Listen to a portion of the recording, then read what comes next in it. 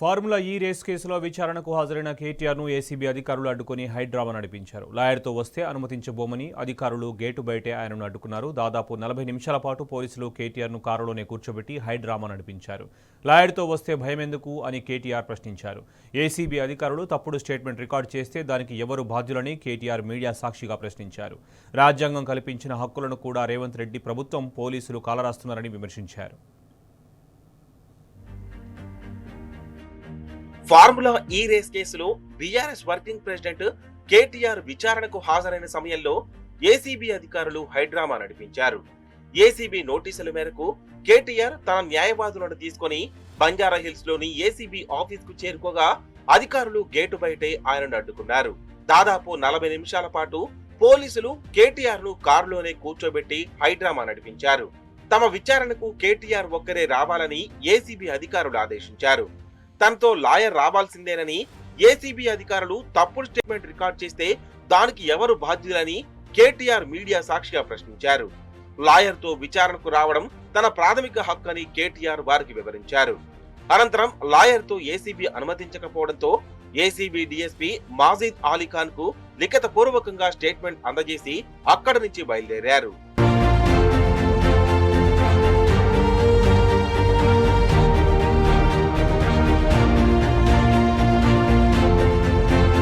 తనకు ప్రభుత్వం తీరుపై నమ్మకం సన్నగిల్లిందని, అందుకే న్యాయవాదితో ఏసీబీ విచారణకు వచ్చానని కేటీఆర్ చెప్పారు. రాజ్యాంగంపై తనకున్న నమ్మకంతోనే ఏసీబీ విచారణకు వచ్చానని చెప్పారు. గతంలో లగచర్ల కేసులో బీఆర్ఎస్ మాజీ ఎమ్మెల్యే పట్నం నరేందర్ రెడ్డిని అరెస్టు చేసినప్పుడు ఆయన అనని మాటలను అన్నట్లు తప్పుడు స్టేట్మెంట్ ఇచ్చి ఇబ్బందులు పెట్టారని కేటీఆర్ గుర్తు చేశారు.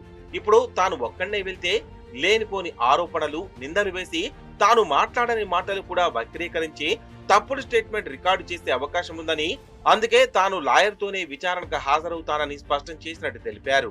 న్యాయవాదితో విచారణకు వెళ్లడం తన హక్కని, అది రాజ్యాంగం కల్పించిందని గుర్తు చేశారు. రాజ్యాంగం కల్పించిన హక్కులను కూడా రేవంత్ రెడ్డి ప్రభుత్వం పోలీసులు కాల రాస్తున్నారని విమర్శించారు. నా మీద పెట్టిన కేసు అక్రమ కేసు, తప్పుడు కేసు, కేవలం రాజకీయ దురుద్దేశంతో పెట్టిన కేసు అని చెప్పి నేను ఆల్రెడీ హైకోర్టులో క్వాష్ పిటిషన్ వేశాను. ఎఫ్ఐఆర్ను తీసేయాలని కోరాను. దాని మీద యాంటీ కరప్షన్ బ్యూరో, అదేవిధంగా మన మిగతా మన మున్సిపల్ అడ్మినిస్ట్రేషన్ డిపార్ట్మెంట్ నుంచి వాళ్ళు కూడా వాదనలు వినిపించారు. 200 పేజీల కౌంటర్ కూడా గవర్నమెంట్ వైపు నుంచి దాఖలు చేశారు. చేసిన తర్వాత జడ్జి గారు మొత్తం వాదనలు విన్నారు. జడ్జిమెంట్ రిజర్వ్ చేసి పెట్టారు 31 తారీఖు నాడు. నేను ఏసీబీని ఏం కోరుతా ఉన్నానంటే, అదేవిధంగా గవర్నమెంట్ ఏం కోరుతా ఉన్నానంటే, జడ్జి గారు రిజర్వ్ చేసి పెట్టిన తర్వాత తీర్పుని మనం వెంటనే తొందరపడి, నేను ఎక్కడికి పోయేది లేదు, ఎక్కడికి తప్పించుకునేది లేదు, తొందరపడి మీరు అనవసరంగా ఎందుకు ఈ హడావిడి చేస్తున్నారని అడిగాను. నన్ను వాళ్ళు అడుగుతున్న ఇన్ఫర్మేషన్ మొత్తం గవర్నమెంట్ దగ్గరే ఉంది. నేను తీసుకున్న నిర్ణయం ఏదన్నా ఉంటే అది మినిస్టర్గా తీసుకున్నాను, గవర్నమెంట్గా తీసుకున్నాను. అట్లాంటప్పుడు నా దగ్గర ఉన్నదని సమాచారం వారు ఏదైతే అపోహపడుతున్నారో అదంతా మీ దగ్గరనే ఉంది. ఈ వాదన అంతా కూడా నేను ఆల్రెడీ కోర్టులో చెప్పాను. కోర్టు ఆల్రెడీ తీర్పు రిజర్వ్ చేసి పెట్టింది. హైకోర్టు మీద ఉన్న గౌరవంతో, చట్టాల మీద ఉన్న గౌరవంతో, రాజ్యాంగం మీద ఉన్న గౌరవంతో నేను ఇక్కడికి వచ్చానని చెప్పాను. వారు మరి ఏ కారణం చేతనో నా లాయర్ నాతో రాకూడదు అంటున్నారు. మరొక పౌరుడిగా నాకు నా లాయర్ను వెంటబెట్టుకుని విచారణలో భాగస్వామ్యం చేసే అధికారం నాకుందని నేను అనుకుంటున్నాను. లేదు అని వారు అంటున్నారు. భారత రాజ్యాంగం నడుస్తుందని నేను అనుకుంటున్నా. కాదు, రేవంత్ రెడ్డి రాజ్యాంగం మాత్రమే ఇక్కడ నడుస్తుంది తెలంగాణలో వాళ్ళు అంటున్నారు. రేవంత్ చేస్తున్న ఈ పన్నాగమంతా డైవర్షన్ పాలిటిక్స్ కోసమేనని రాహుల్ గాంధీ, ఖర్గే, సోనియా గాంధీ ఇచ్చిన మాట, మేనిఫెస్టోలో చెప్పిన విధంగా రైతులకు ఇస్తామన్న 15,000 ఇవ్వడం లేదని విమర్శించారు.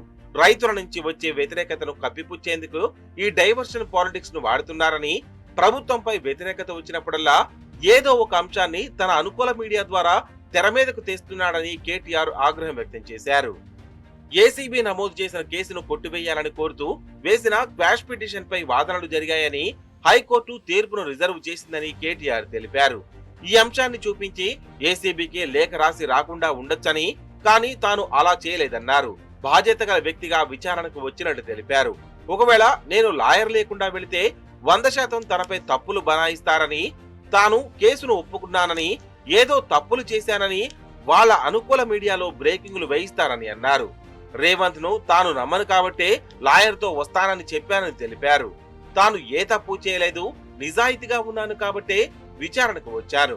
కానీ లాయర్ ను తీసుకెళ్తానంటే వీళ్లకు ఎందుకు భయం అవుతుందో అర్థం కావట్లేదని అన్నారు. బ్రదర్ వాళ్ళు హైకోర్టు తీర్పు రిజర్వ్ చేసిన తర్వాత నిజాన్ని నన్ను పిలవాల్సిన అవసరమే లేదు. హైకోర్టులో చాలా గంటల వాదనలు వాళ్ళు వినిపించారు ఏసీబీ తరఫున.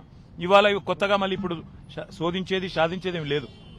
చెప్పాల్సింది కూడా చెప్పకుండా ఇక్కడేదో హడావుడి చేసి నిన్న రైతు భరోసా ఎగ్గొట్టారు కాబట్టి రైతు భరోసా నుంచి తప్పించుకోవడానికి 2 రోజులు మీడియాలో ఈ డ్రామా నడపాలని రేవంత్ రెడ్డి గారు అనుకుంటున్నారు. దీనికి మేము బాధపడం. రేవంత్ రెడ్డి గారు ఏమనుకున్నా 15,000 ఇస్తానని చెప్పి 12,000 ఇచ్చిన విషయము ప్రజలకు గుర్తుంది. మీరు ఎన్ని డ్రామాలు చేసినా మాకు ఇంకో సమాచారం కూడా ఉంది. నేను ఇక్కడికి రాగానే కావాలని కేటీఆర్ ఇంటి మీద రైడ్స్ అని చెప్పి అక్కడ రైడ్లు చేయించాలని ఆలోచన చేస్తా ఉన్నారు. పర్వాలేదు, ఇవన్నీ డ్రామాలు మాకు తెలుసు. మీరు ఎన్ని డ్రామాలు చేసినా రాష్ట్ర ప్రజలకి నేను చేసే విజ్ఞప్తి ఒకటే, 420 హామీలు ఏవైతే రేవంత్ రెడ్డి ప్రభుత్వం ఇచ్చిందో అది అమలు చేసేదాకా కొట్లాడదాం. కేసులు ఎన్ని పెట్టినా, మీడియా మేనేజ్మెంట్ పాలిటిక్స్ ఎన్ని చేసినా భయపడాల్సిన అవసరం లేదు, బాధపడాల్సిన అవసరం లేదు.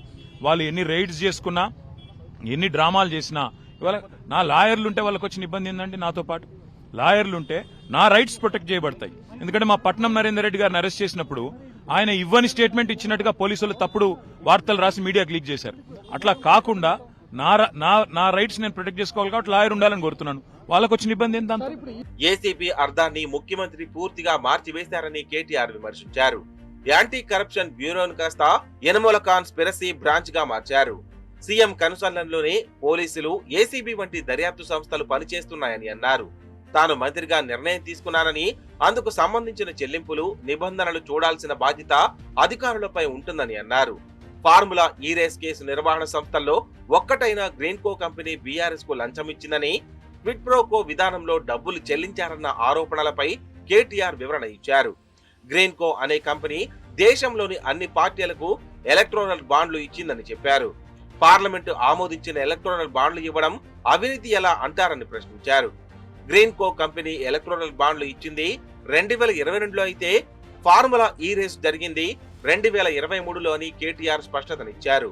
బీఆర్ఎస్ కు బాండ్లు ఇచ్చిన అదే కంపెనీ కాంగ్రెస్, బీజేపీకి కూడా ఎలక్టోరల్ బాండ్లు ఇచ్చిందని గుర్తు చేశారు.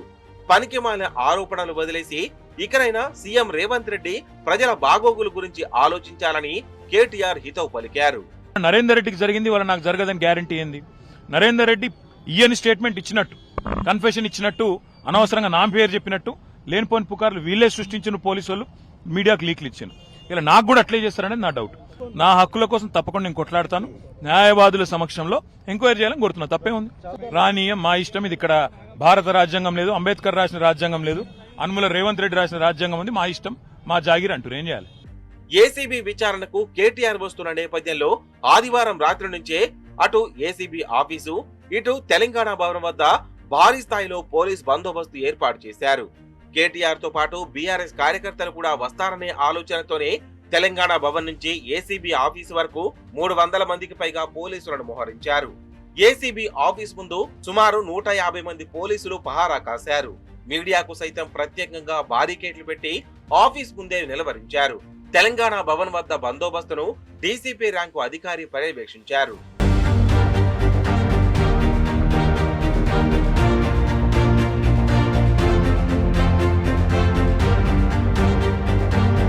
ఈ నెల 9న విచారణకు హాజరు కావాలని పేర్కొంటూ ఏసీబీ మరోసారి కేటీఆర్ కు నోటీసులు జారీ చేసింది. విచారణకు న్యాయవాదులతోనే వస్తానని కేటీఆర్ స్పష్టం చేసిన నేపథ్యంలో ఏసీబీ అధికారులు తమ లీగల్ టీమ్ తో సమావేశమయ్యారు. బంజారాహిల్స్ లోని తమ కార్యాలయంలో ఏసీబీ డీసీ విజయ్ కుమార్ ఆధ్వర్యంలో జరిగిన ఈ సమావేశంలో కేటీఆర్ లాయర్ తో విచారణకు హాజరైతే వచ్చే ఇబ్బందులపై ప్రత్యేకంగా చర్చించినట్టు తెలిసింది. ఎలాగైనా ఈ కేసులో కేటీఆర్ స్టేట్మెంట్ రికార్డు చేయాలనే ఉద్దేశంతోనే మరోసారి నోటీసులు ఇచ్చే అంశాన్ని చర్చకు పెట్టినట్లు సమాచారం. అనంతరం ఈ నెల 9న కేటీఆర్ ను మరోసారి విచారణకు పిలవాలని ఏకగ్రీవంగా తీర్మానించి నోటీసులు ఇచ్చారు.